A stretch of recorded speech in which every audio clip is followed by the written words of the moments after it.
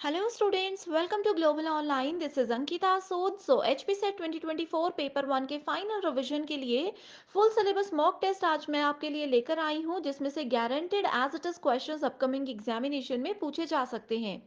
So students, आप सभी के लिए ये बहुत इंपॉर्टेंट है, क्योंकि इसमें हर एक क्वेश्चन के आंसर्स के साथ बाद में हम एक्सप्लेनेशन भी आपके साथ शेयर करेंगे, ताकि आपके कॉन्सेप्ट्स भी साथ में ही क्लियर हो जाएं। तो आप सभी स्टूडेंट्स पूरी ईमानदारी से इस मॉक टेस्ट को अटेम्प्ट कीजिए, एंड जो भी आपका स्कोर होगा वो भी हमारे साथ शेयर जरूर कीजिएगा। इसके साथ ही स्टूडेंट्स अब बढ़ते हैं डिस्कशन की ओर। सबसे पहला क्वेश्चन है, the most powerful factor affecting teaching effectiveness is what. मैं आप लोगों को पढ़ा रही हूँ, मेरी टीचिंग को इफेक्टिव बनाने के लिए सबसे ज्यादा जरूरी चीज क्या है, ये इस क्वेश्चन में पूछा गया है। क्या मेरी एज मैटर करती है, कि अगर मेरी एज कम है या ज्यादा है तब आप लोग चीजों को समझोगे। जेंडर मैटर करता है, प्रोफेशनल कॉम्पिटेंसी यानी कि व्यवसायिक दक्षता मैटर करती है, या फिर यूज ऑफ टीचिंग एड्स यानी कि पढ़ाने के लिए किन किन सहायक सामग्रियों का मैं यूज कर रही हूँ, जैसे कि अभी मैं लैपटॉप का यूज कर रही हूँ, पेन का यूज कर रही हूँ, ये सब चीजें।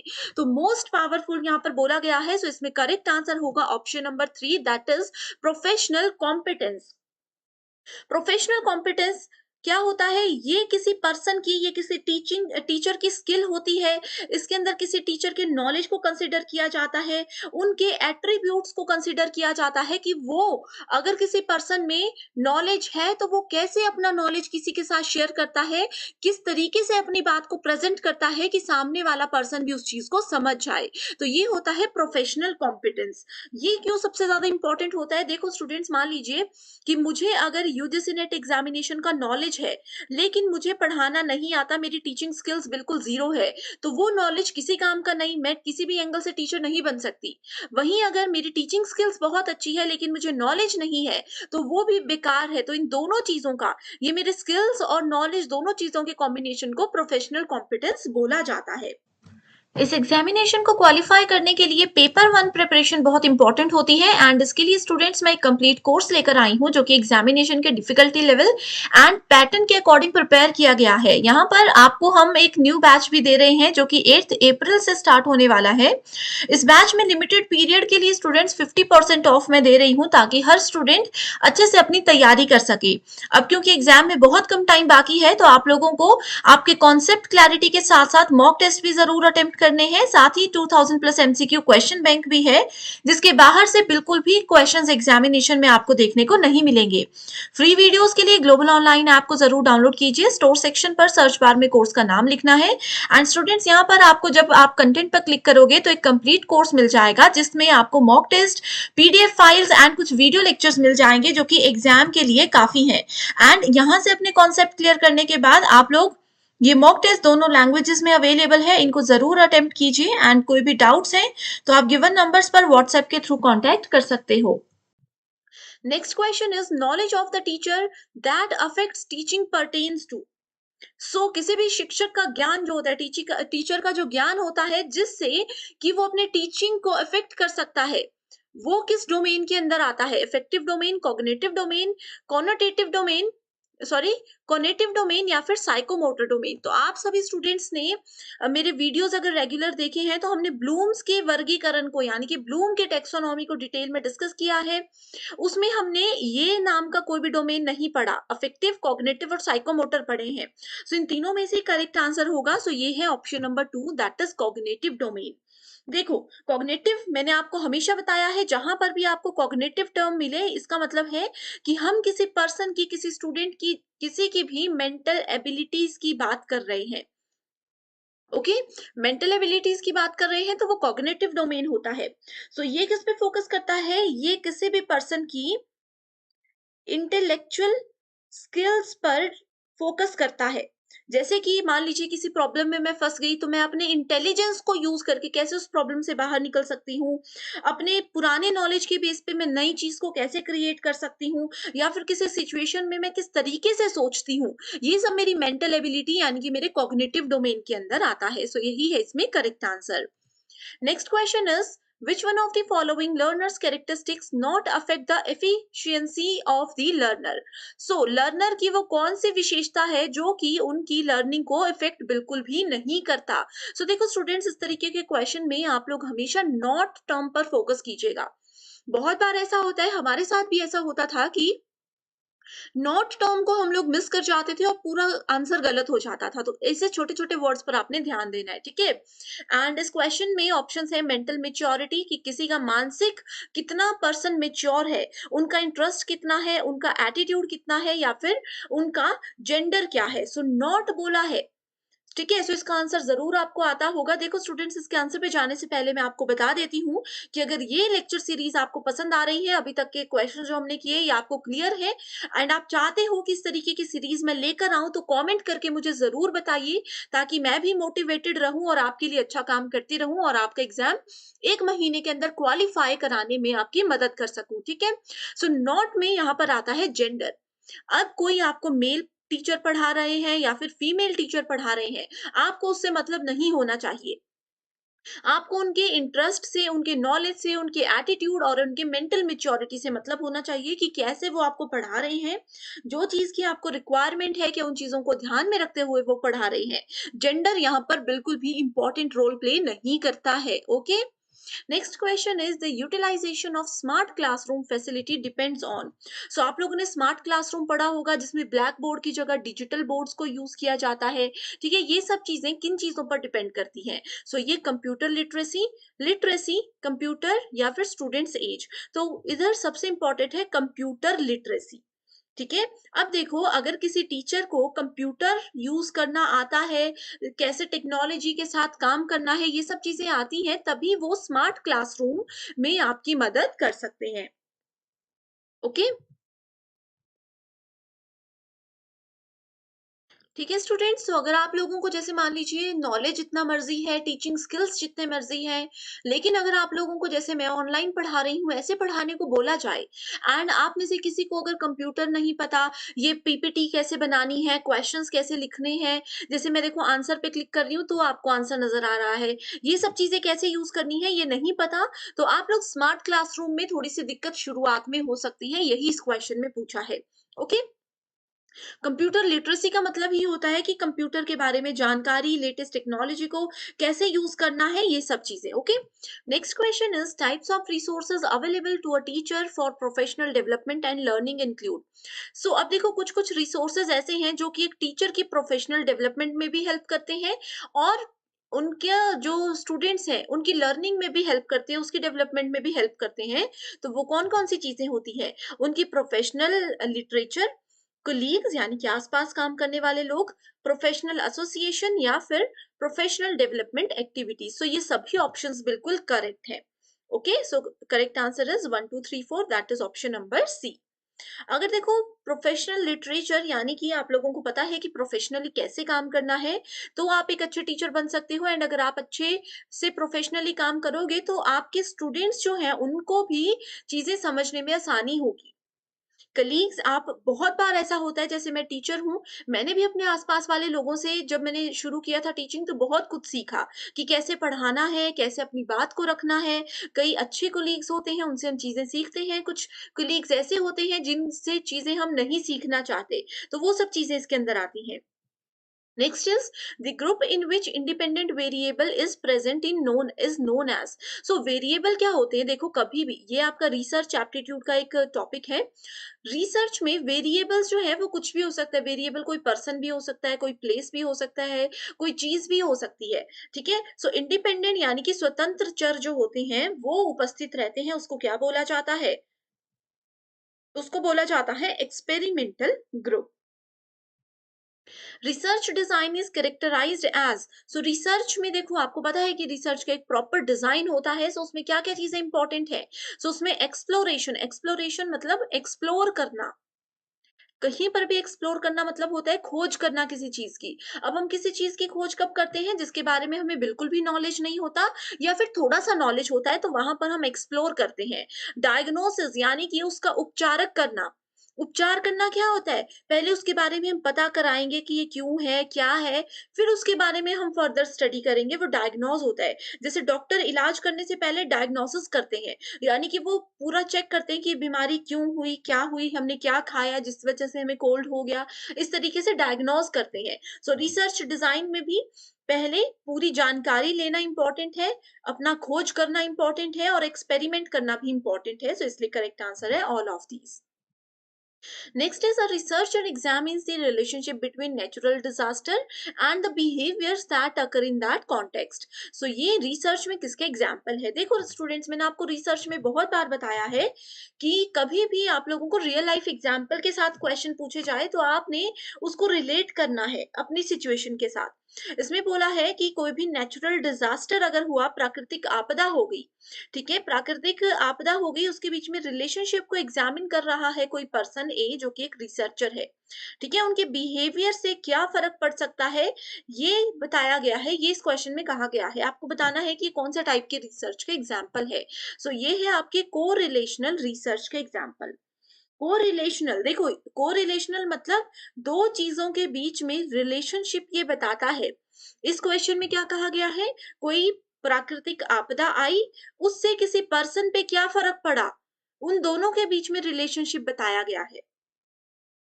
सो अ को relational research design investigate relationship between two variables.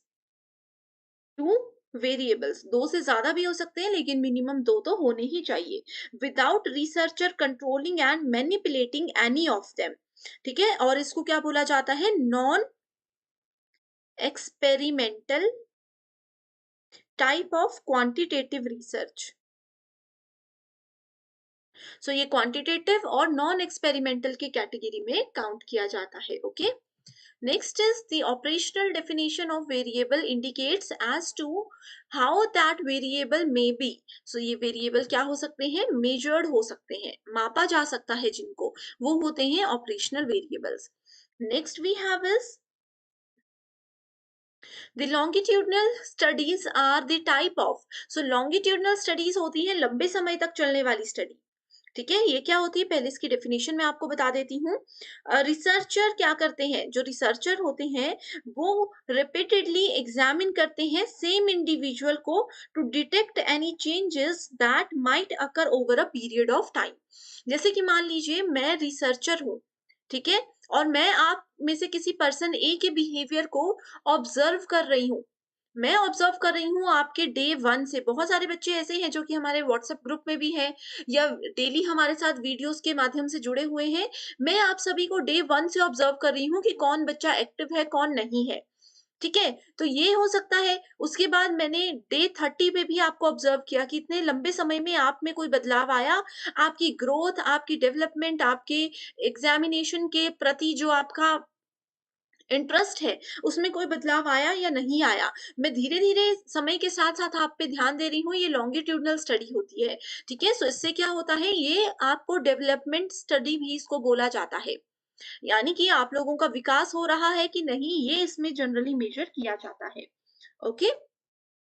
Next is which of the following is not a type of research report? So research report का टाइप इनमें से कौन सा नहीं है? करेक्ट आंसर पे जाते हैं, वो है text book of a subject. अब देखो रिसर्च रिपोर्ट का टाइप, रिसर्च रिपोर्ट क्या होते हैं, रिकॉर्डेड डेटा होता है जो कि रिसर्चर ने प्रिपेयर किया होता है, इंफॉर्मेशन कलेक्ट की होती है अपने एनालिसिस के द्वारा। Research report is reliable source, ये एक रिलायबल रिसोर्स होता है to recount details about a constructed research. So उसमें थीसिस भी होती हैं, डिसर्टेशन भी होता है, रिसर्च पेपर होता है, कॉन्फ्रेंस, सेमिनार, ये सब चीजें भी आ जाती हैं। Okay, next question is failure to acknowledge the borrowed material in thesis, dissertation, research paper is called. तो इसको बोला जाता है प्लेगियरिज्म। कई लोग इसको प्लेजरिज्म बोलते हैं, कई बार आप इसको प्लेगरिज्म भी बोल सकते हो, यानी कि साहित्यिक चोरी। अब देखो चोरी करना वैसे भी गलत है। अब मान लीजिए कि मैंने कोई रिसर्च की थी, मान लीजिए मैंने किसी भी सोशल वर्क पर अपने रिसर्च की, पीएचडी के दौरान। ओके, सो उस समय पे मैंने क्या किया, मेरा जो भी डेटा था, मेरी जो भी थीसिस थी या फिर मेरा जो भी डॉक्यूमेंट मैंने बनाए थे, वो सब डॉक्यूमेंट आप में से किसी भी एबीसी नाम के पर्सन ने यूज कर लिए। और जो मेरा डेटा था, जो मेरी फाइंडिंग्स थी, जो मेरे सॉल्यूशंस थे, उसको आपने एज इट इज यूज कर लिया। तो मैं आपको बोलूंगी कि आपने साहित्यिक चोरी की है। लेकिन वहीं अगर आप लोग ये डेटा को यूज कर रहे हो एंड मुझे बताकर यूज कर रहे हो कि मैम आपने जो रिसर्च टॉपिक लिया था, हमारा भी टॉपिक है एंड हम आपके डेटा को यूज करना चाहते हैं, इसके आगे और रिसर्च करना चाहते हैं, तो क्या हम कर सकते हैं? अगर मैं परमिशन दे दूंगी तो वो प्लेजरिज्म नहीं होगा। बिना पूछे बिना मांगे आप किसी के डॉक्यूमेंट को या किसी के रिसर्च के डेटा को यूज करोगे तो वो साहित्यिक चोरी होगी, जो कि एक अपराध हम रिसर्च में इसको मान सकते हैं। ओके, या फिर अगर ले रहे हो तो वहां पर उनका नेम मेंशन भी करना पड़ता है। जैसे आपने अपनी रिसर्च में मेंशन कर दिया कि यस, हमने जो भी डेटा यूज किया है, जो भी आगे आपको सॉल्यूशन देखने को मिलेंगे, ये सारे हमने अंकिता सूद मैम की रिसर्च में से उठाए हैं। तो अगर आप मेरा नाम वहां पर मेंशन कर दोगे, आपने जो भी रिसर्च आपका टॉपिक है उनको मेंशन कर दोगे, तो वो प्लेजरिज्म नहीं कहलाएगा। इस क्वेश्चन में पूछा गया था फेल्ड टू एक्नॉलेज, यानी कि आप उनका नाम वहां पर मेंशन करना भूल गए थे, जिनसे भी आपने थीसिस और डिसर्टेशन का मटेरियल लिया था।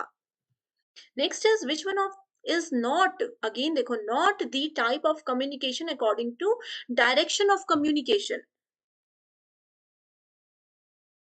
तो कम्युनिकेशन के डायरेक्शन में देखो, डाउनवर्ड यानी कि एक अपर लेवल का पर्सन किसी लोअर लेवल पर बात कर रहे हैं। मान लीजिए कि किसी 10th क्लास का बच्चा फर्स्ट क्लास के बच्चे से बात कर रहे हैं, तो वो डाउनवर्ड कम्युनिकेशन है। फर्स्ट क्लास का बच्चा 10th वाले से बात कर रहा है, तो वो अपवर्ड कम्युनिकेशन है, ऊपर की ओर है। हॉरिजॉन्टल क्या होता है? समान लेवल पर। 10th क्लास में सेक्शन ए का बच्चा सेक्शन बी के बच्चे से बात कर रहा है 10th क्लास में ही, तो ये हॉरिजॉन्टल कम्युनिकेशन है। सो इसमें क्या है, डायरेक्शन बता रही है। लेकिन इंडिविजुअल यानी कि कोई एक बंदा किसी दूसरे से बात कर रहा है, इसमें किसी भी तरीके की डायरेक्शन नहीं बताई है, तो ये है करेक्ट आंसर इसमें, क्योंकि पूछा गया था not. Next is which of the following initiates the process of communication? So इसमें बोला गया है संप्रेषण प्रक्रिया का आरंभ कौन करता है? आरंभ कौन करता है? देखो, बातचीत करने में दो लोग होते हैं। अब दो लोग आपस में बात कर रहे हैं, ए और बी। ठीक है, ए ने पहले बी को बोला हेलो। ओके, तो ये क्या है? ये है सेंडर, जिन्होंने मैसेज भेजा या फिर मुंह से सामने बोला हेलो। बी कौन है? बी है रिसीवर, जिन्होंने सुना। तो सबसे पहले इनिशिएट किसने किया? बात करना शुरू किसने किया? सेंडर ने किया। Correct answer is option number C. ठीक है, इस तरीके के क्वेश्चंस जो होते हैं ना स्टूडेंट्स, वहां पर देखो डिकोडर एनकोडर भी इंपॉर्टेंट है, ये हम डिस्कस कर चुके हैं, है ना। इस पे एक सेपरेट वीडियो में लेकर आई हूँ। एनकोडर देखो, इसमें जो सेंडर होता है, आपको मैं अच्छे से बता देती हूँ। ए है सेंडर, जिन्होंने मैसेज भेजा, ठीक है, इनको बोलेंगे हम लोग एनकोडर। बी है रिसीवर, जिन्होंने मैसेज रिसीव किया, और इनको क्या बोलेंगे? इनको बोलेंगे डिकोडर। और मीडियम क्या होता है? मीडियम होता है माध्यम। माध्यम मतलब कैसे मैसेज भेजा, सामने बोलकर मैसेज भेजा, मोबाइल में मैसेज किया, या फिर चिट्ठी लिखी, या फिर किसी भी सोशल मीडिया के थ्रू मैसेज किया, कुछ भी हो सकता है, ये होता है medium. Next is effective communication presupposes. Effective communication पूर्व नियत क्या करता है? ये पैसिविटी करता है। पैसिव कम्युनिकेशन क्या होता है? It is not expressing your honest feeling. ठीक है, जो हमारी ऑनेस्ट फीलिंग होती है, हमारे थॉट्स होते हैं, विचार होते हैं, ये सब चीजों को अच्छे से रिप्रेजेंट वो नहीं करता, passivity. Next question math reasoning से है। रीड को अगर 14 बोला जाता है, तो लर्न को क्या बोला जाएगा? देखो, इसको कैसे करना है, इसके लिए आपको READ रीड लिख देना है। आर आर किस नंबर पर आता है? जैसे A1 पर आता है, ए आता है फर्स्ट नंबर पर, डी आता है हमारा फोर्थ नंबर पर, ई आता है फिफ्थ नंबर पर, वैसे ही आर आता है 18 नंबर पर। आपने क्या करना है? इन सबको ऐड कर देना है, रिजल्ट आ जाएगा आपके पास 28। अब 28 तो ऑप्शन नहीं है, रीड की वैल्यू यहाँ पर 14 दी गई है। सो 14 कैसे आएगा? अगर हम 28 को 2 से डिवाइड कर देंगे तो 14 आ जाएगा। इस तरीके से हमने क्या किया? रीड की वैल्यू का कैलकुलेशन कर लिया। सिमिलरली अब हमें लर्न पता करना है। ठीक है? सो लर्न में एल क्या होता है? 12, ई 5 पे आता है, ए 1 नंबर पर आता है, आर आता है 18 पे एंड एन आता है 14 पे। इसको ऐड करोगे तो रिजल्ट 50 आ जाएगा। 50 को 2 से डिवाइड करोगे तो 25 आ जाएगा। सो करेक्ट आंसर है यहाँ पर 25। ठीक है? सो इस तरीके से एक और क्वेश्चन मैं आपको देती हूँ। ठीक है? आप लोगों ने इस पे एक सेपरेट वीडियो ही मैं लेकर आऊँगी, अगर आपको चाहिए कमेंट कर दीजिए, किस तरीके के क्वेश्चंस अलग से वीडियो में करवाऊँ ताकि कॉन्सेप्ट क्लियर हो जाए। नेक्स्ट क्वेश्चन है P, Q, R and S are playing carrom. तो ये 4 लोग कैरम खेल रहे थे। ओके? पी और आर क्या थे? पार्टनर है और एस और क्यू पार्टनर है। S is right to R. S क्या है? देखो, तो इसमें पहले तो आप लोगों को क्वेश्चन पढ़ लेना है। S is right to R. ठीक है? एस बैठा है आर के राइट साइड पे, तो इस तरीके से एस हो गया आर के राइट साइड पे and the face of R is towards the west. So इसमें मैं आप लोगों को एक पहले तरीका बता देती हूँ कि करना क्या है। ठीक है? देखो, पहले आपको डायरेक्शंस यहाँ पर मेंशन कर देनी है। ये है नॉर्थ, साउथ, ईस्ट और वेस्ट। ठीक है? उसके बाद आपने क्वेश्चन को पढ़ना है फिर से। S is right to R and R is toward west. R किस तरफ है? वेस्ट की तरफ को बैठा हुआ है, यानी कि आर का फेस जो है वो वेस्ट की तरफ है। इसका मतलब आर कहाँ है? ईस्ट पे बैठा है। देन व्हाट, और एस कहाँ है? आर के राइट साइड पे है। सो एस कहाँ पर आ जाएगा? यहाँ पर आ जाएगा। Then what will be the direction of Q's face? So Q कहाँ पर बैठा है ये पूछा है। सो क्यू देखो यहाँ पर बैठा है। कैसे पता चला? क्योंकि इस क्वेश्चन में बोला है कि एस और क्यू पार्टनर है। सो पार्टनर हमेशा आमने सामने बैठते हैं। सो एस और क्यू पार्टनर है। एस की पोजीशन इन्होंने बताई है, क्यू यहाँ पर आ जाएगा। सो पूछा गया है कि किस डायरेक्शन में क्यू का फेस है। सो क्यू का फेस किस डायरेक्शन में है? नॉर्थ वाली डायरेक्शन में क्यू का फेस है, इस तरफ को मुंह करके वो बैठा है। सो करेक्ट आंसर है ऑप्शन नंबर सी। इसको फिर से आप लोग देख लीजिएगा। नेक्स्ट क्वेश्चन आपका कॉम्प्रिहेंशन पे है। अब देखो, ये पूरा पैराग्राफ बहुत इजी है। वीडियो को पॉज कीजिए, इस पूरे पैराग्राफ को पढ़िए एंड ये है आपके सामने क्वेश्चन। इसका आंसर मैं बता देती हूँ, ऑप्शन नंबर 4। नेक्स्ट क्वेश्चन भी सेम पैराग्राफ पर बेस्ड है। इसका क्वेश्चन का आंसर देख लीजिए एंड क्वेश्चन नंबर 3 का आंसर भी आप लोग देख लीजिए। ओके? सो अगर आपको इसमें कोई डाउट है तो मुझे कमेंट करके बता दीजिएगा। क्वेश्चन नंबर यहाँ पर लिखे हुए हैं, question number 20, 19 and 18। Next question mathematics पर बेस्ड है। सो यहाँ पर आप लोग देख सकते हो, फिल अप 3, 7, 10 एंड 14। देखो, इसको आपने ऐसे लिख देना है। 3 और 7 के बीच में कितने का डिफरेंस है? 3 में अगर हम 4 प्लस करते हैं तो 7 आता है। 4 में सॉरी 7 में अगर हम लोग 3 जमा करते हैं तो 10 आता है। और 10 में अगर हम 4 जमा करते हैं तो 14 आ जाएगा। सेम क्या करेंगे? 14 में अगर 3 जमा कर देंगे तो रिजल्ट आ जाएगा 17। So correct answer is option number B, that is 17। So यही होता है पैटर्न। अच्छा, अच्छे से इसको समझ लीजिएगा। रीजनिंग पे कैसे ये क्वेश्चन सॉल्व करने हैं, इस पे ऑलरेडी वीडियोस हमारे ऐप पर हैं, जिसका लिंक डिस्क्रिप्शन बॉक्स में है और डिटेल में आपको बता चुकी हूँ। Next question is which of the following is different from others? So कौन सा अलग है? इसके लिए देखो स्टूडेंट्स, आपको एबीसीडी पता होना चाहिए पूरा। देखो क्या होता है, अगर हम देखें T U V X, actual में क्या होता है? T U V W X. यहाँ पे इन्होंने डब्ल्यू को मिस कर दिया। ठीक है? उसके बाद हम एच आई जे एल को देखते हैं। एच आई जे के एल, इन्होंने यहाँ पर के को मिस कर दिया। ठीक है? B C D F, B C D E F, यहाँ पर इन्होंने एफ को मिस कर दिया। यहाँ पर डिफरेंट पूछा है। सो डिफरेंट कैसे? कौन होगा डिफरेंट? अभी तक तो देखो कोई भी नहीं मिला। ओ पी आर एस देखें, O P Q R S, ठीक है, सो इन्होंने OPRS लिखा है। इन्होंने यहाँ पर देखो थर्ड टर्म को मिस किया, जबकि फोर्थ टर्म को बाकी जगह मिस किया जा रहा है। So correct answer is option number B. So इसमें आपको ये सीक्वेंस याद होना चाहिए। Next is J is the mother of K. अब देखो इस तरीके के क्वेश्चन को बहुत बार एग्जाम में पूछा जाता है। सिंपल सा ट्रिक मैं आपको बताती हूँ। जे जो है, एक सेकेंड रुकिएगा। देखो यहाँ पर पूछा गया है जे इज द मदर ऑफ के। जे इज द मदर ऑफ के।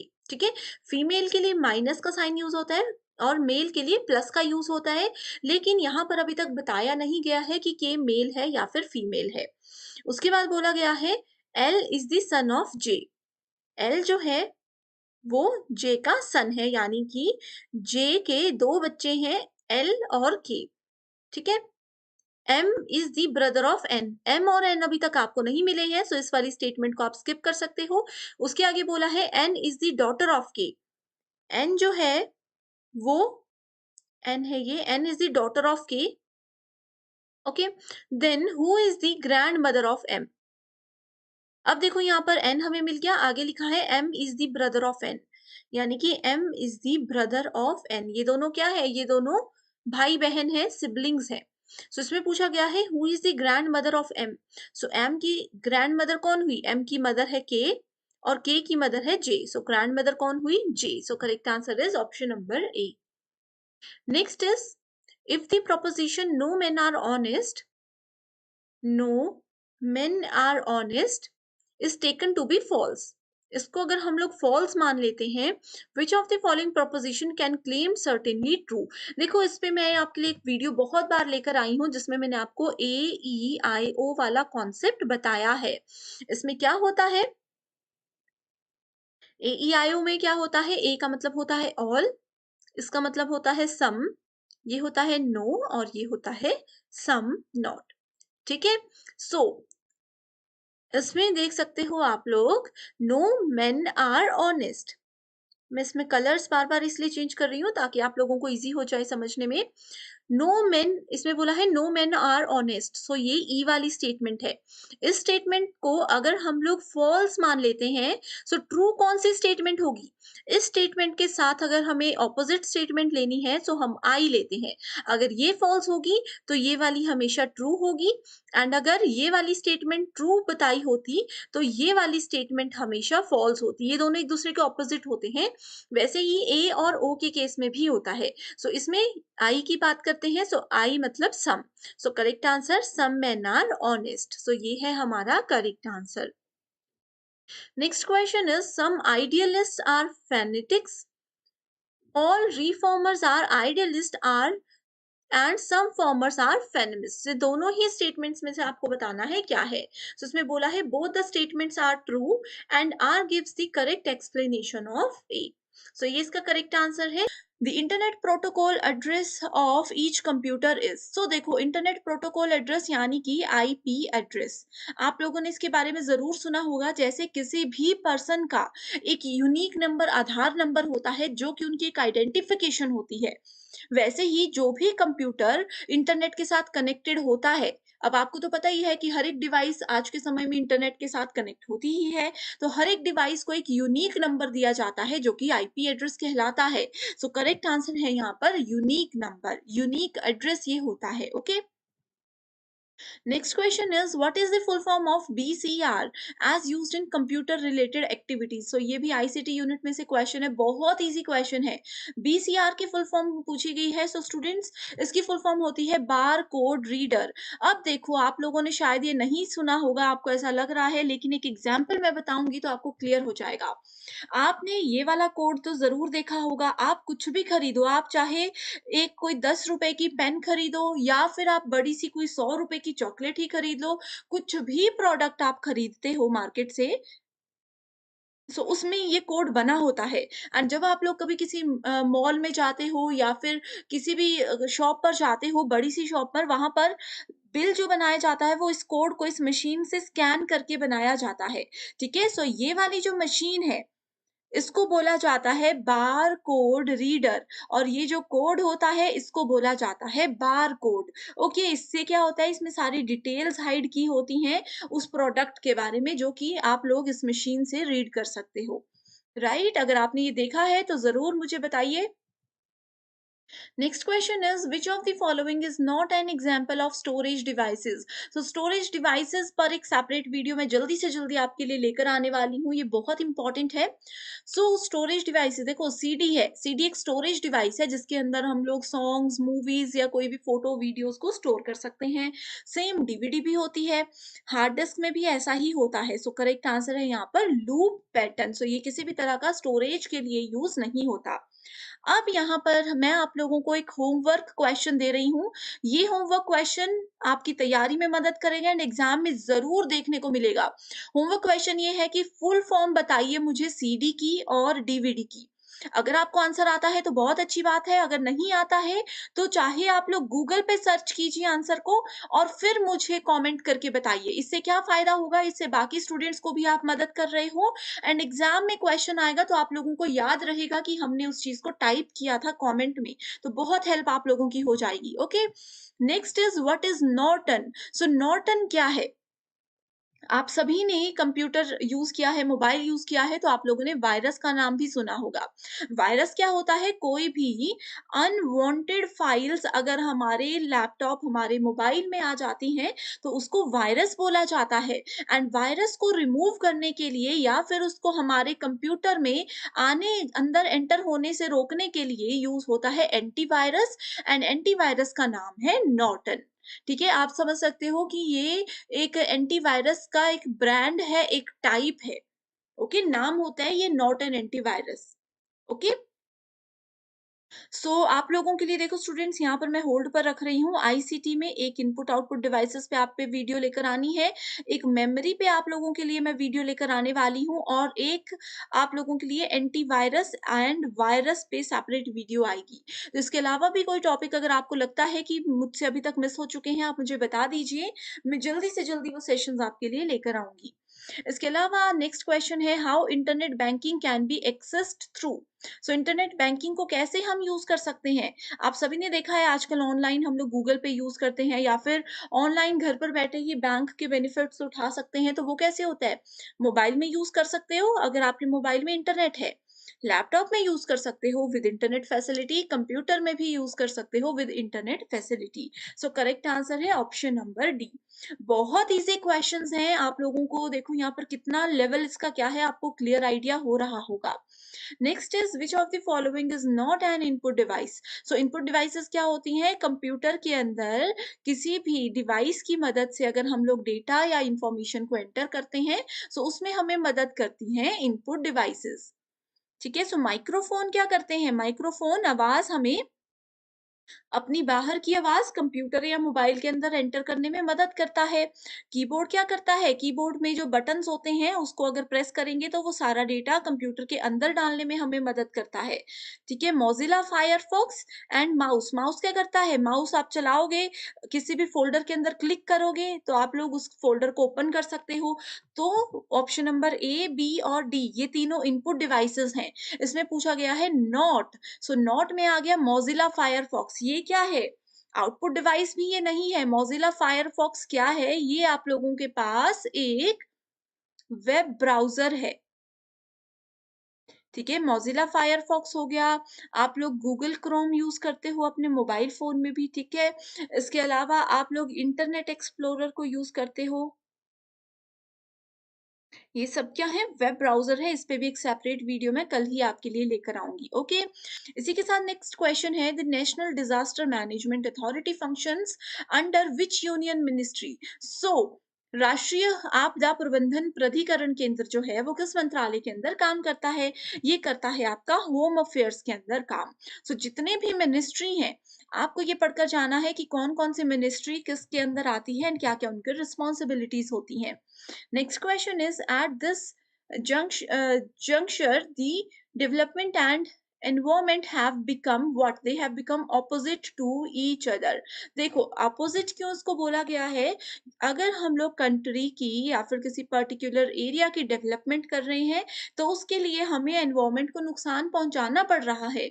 यानी कि कोई अगर प्रोजेक्ट बनाना है, कोई बिल्डिंग बनानी है या फिर कोई कुछ भी चीज बनानी है जिससे कि किसी ह्यूमन को हेल्प हो, उसके लिए इजी हो, तो हमें पर्यावरण को नुकसान पहुंचाना पड़ रहा है, बहुत सारे पेड़ काटने पड़ रहे हैं, या फिर अगर लोगों की सुविधा के लिए रोड हमें बनाने हैं, तो भी हमें पर्यावरण को नुकसान पहुँचाना पड़ रहा है। तो वो सब चीज़ें क्या हैं, ये ऑपोज़िट हैं एक-दूसरे के। एंड वहीं अगर हम लोग पर्यावरण को बचाने लगेंगे तो ह्यूमन को जो है बेनिफिट्स नहीं मिल पाएँगे। Next is result of deforestation is, so जो पेड़ों के कटान होते हैं उसका क्या परिणाम है? सो उसका परिणाम होता है डिस्टर्बेंस ऑफ नेचुरल बैलेंस, यानी कि जो, देखो आप लोगों को पता है कि आज के समय में मौसम में कितने ज्यादा उतार चढ़ाव आते रहते हैं, है ना? सो पेड़ कट रहे हैं जिसकी वजह से बारिश कम हो रही है, हमारे पर्यावरण को नुकसान हो रहा है। सो नेचुरल बैलेंस जो होता है उसमें डिस्टर्बेंस होती है, उसका संतुलन बिगड़ जाता है। एक्सटिंक्शन ऑफ मेडिसिनल प्लांट्स, यानी कि जो भी मेडिसिन, जो औषधि वाले प्लांट्स होते हैं, जिससे जड़ी बूटियां होती हैं, जिससे बहुत सारी बीमारियों को पहले के जमाने में ठीक किया जाता था, वो भी कट रहे हैं जब हम पेड़ काट रहे हैं या वनों को काट रहे हैं।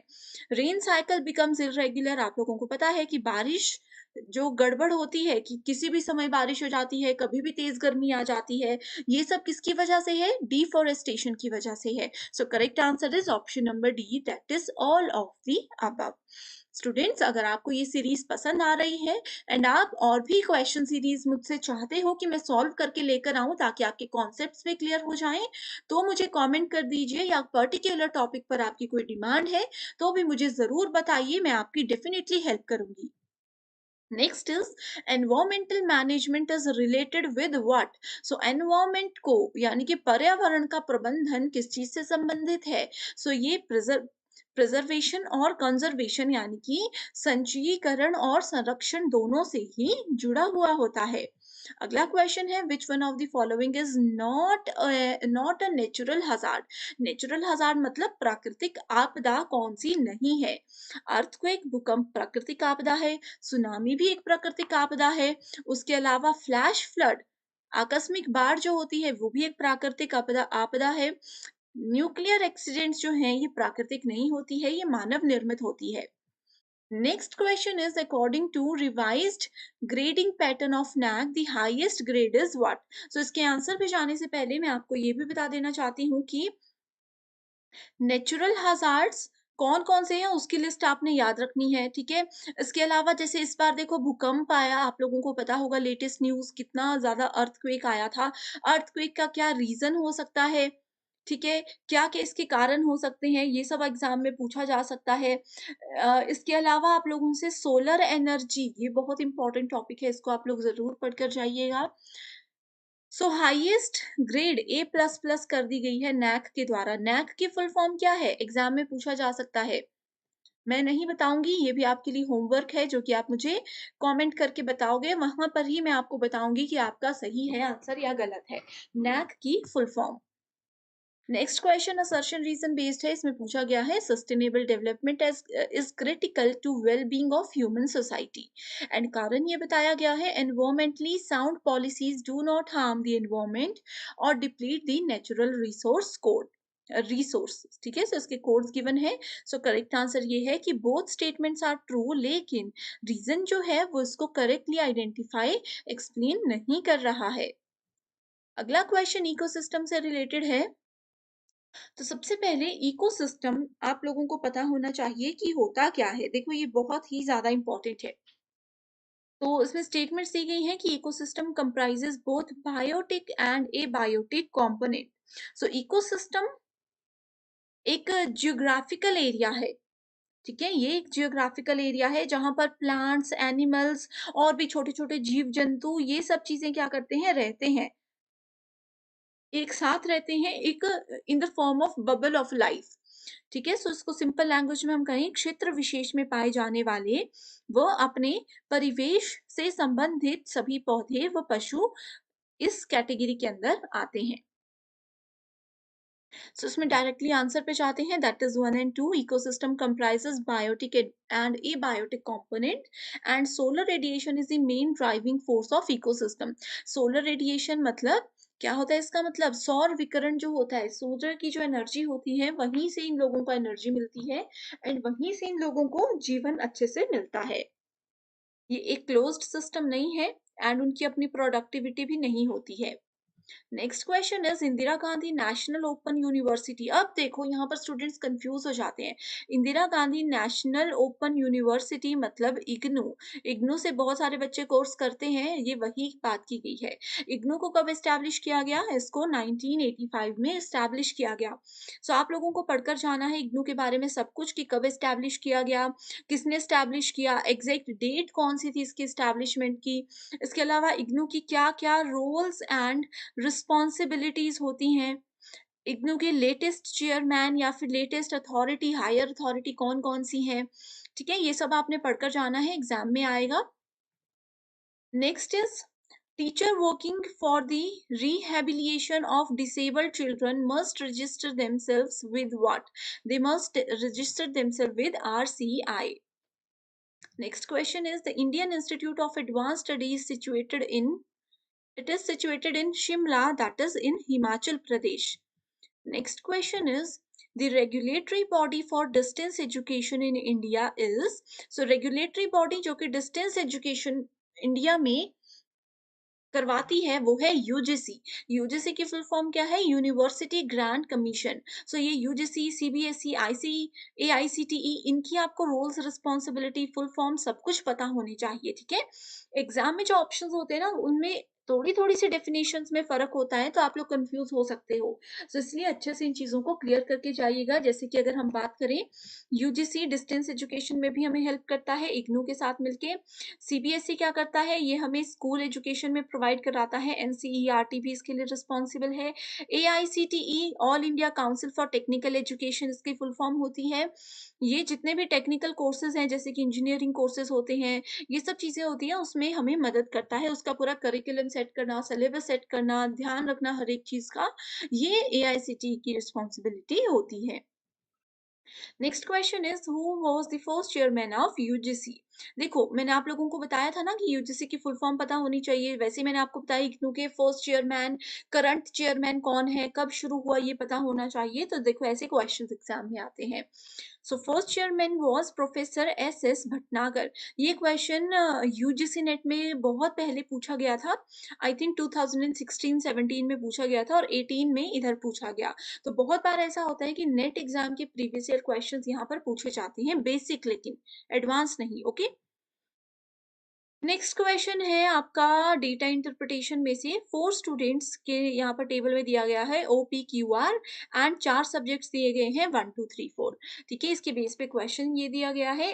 ए स्टार का मतलब है एब्सेंट, जैसे कि ये पेपर सब्जेक्ट में, सब्जेक्ट 2 में क्यू जो है एब्सेंट था, सब्जेक्ट 4 में ये वाला स्टूडेंट एब्सेंट था, इस तरीके से।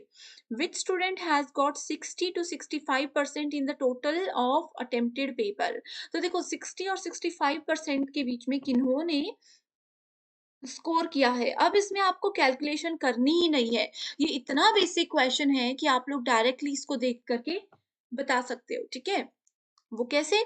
अब देखो, ओवरऑल अगर आप पहले ओ के जितना भी स्कोर है उसको कैलकुलेट करो।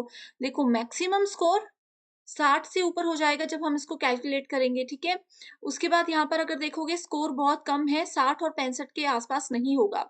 यहाँ पर 60-65 के आसपास हो सकता है, लेकिन बीच में एक एब्सेंट मार्क है एंड लास्ट वाले में भी देखो एक एब्सेंट मार्क है, लेकिन फिर भी ये 60 से 65 के बीच में हो सकता है। तो ओवरऑल देख कर ही आपको पता चल रहा है कि हाईएस्ट वैल्यूज कहाँ पर है।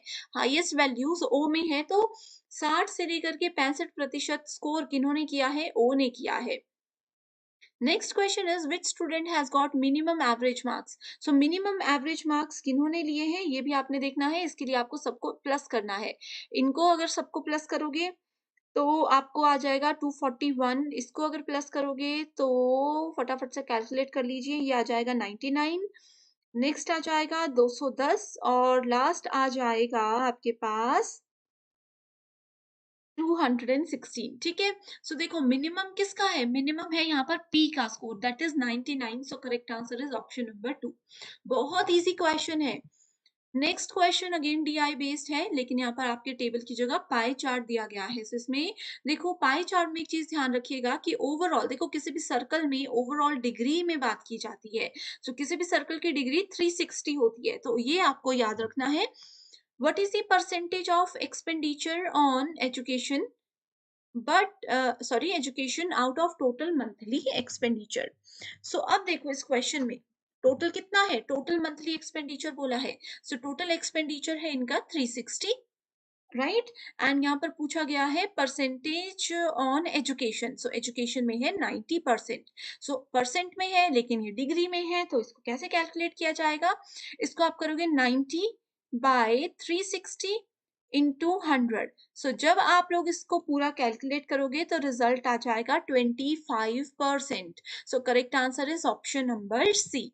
Okay, next question is if expenditure on food is 1500 then what will be the expenditure on cloth? So देखो फूड यहाँ पर 170% बताया गया है एंड ये बोला है कि इसमें टोटल 1500 है, ठीक है। सो वैसे ही क्लोथ में बताना है, तो 170 का 1500 बनता है, तो 70 का हम कितना एक्सपेक्ट कर सकते हैं, ये अप्रोक्सीमेटली आप लोगों का 500 बनता, लेकिन 500 कोई भी ऑप्शन नहीं है। सो करेक्ट आंसर आ जाएगा नन ऑफ दीज। सो इसमें आपको देखो कुछ भी कैलकुलेशन नहीं करनी पड़ी, बस लॉजिक लगाना था, बिना पेन उठाए भी आप इनको सॉल्व कर सकते थे। Next question is most of the guitarist are beard males. देखो जो गिटार बजाने वाले लोग होते हैं वो दाढ़ी वाले मर्द होते हैं, ये इसमें कहा गया है, ठीक है। इफ ए रिप्रेजेंट मेल, ठीक है, अगर ए बोलता है कि मेल है, बी बताता है कि बियर्ड वाले मेल है यानी कि दाढ़ी वाला पुरुष है,